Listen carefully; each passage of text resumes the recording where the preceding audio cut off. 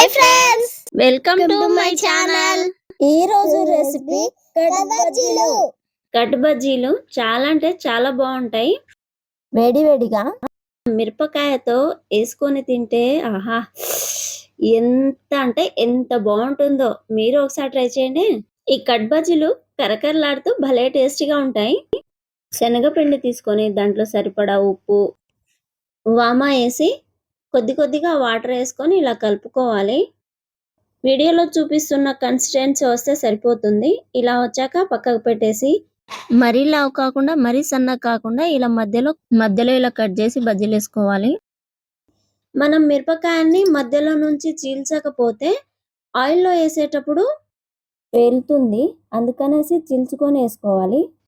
ఈ కట్ బజ్జీలు చేసుకోవాలంటే కొంచెం సేపే ఆయిల్లో ఉంటే సరిపోతుంది. ఇలా కచ్చబచ్చగా వేయించుకున్న తర్వాత ఇలా కట్ చేసుకోవాలి. వేడివేడిగా ఉన్న వాటిని ఇలా చాకుతో కట్ చేసుకోవాలి. నార్మల్ బజ్జీకి ఈ కట్ బజ్జీలకి డిఫరెన్స్ తెలుస్తుంది. టేస్ట్ చాలా బాగుంటుంది.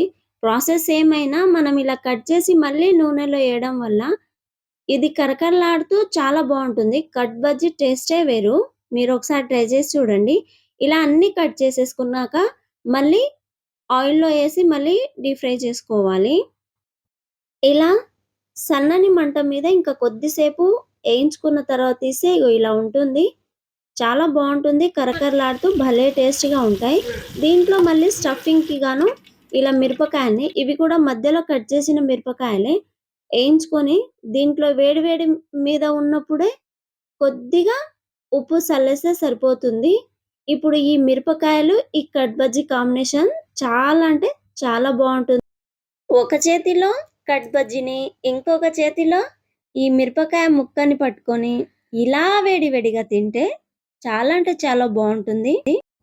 చేసే ప్రాసెస్ కూడా సింపుల్గా ఉంటుంది, ఇంకా చాలా టేస్టీగా ఉంటుంది.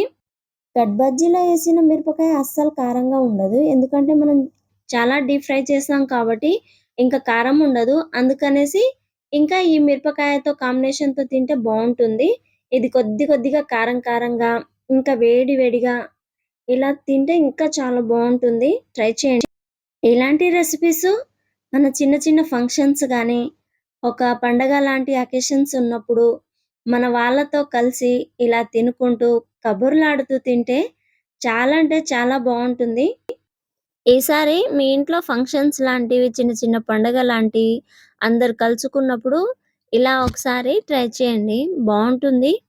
ఈ టైంలో నేను వీడియో రికార్డ్ చేయలేదు, కాకపోతే షేర్ చేస్తున్నాను. Please subscribe to my YouTube channel. Thank you for watching.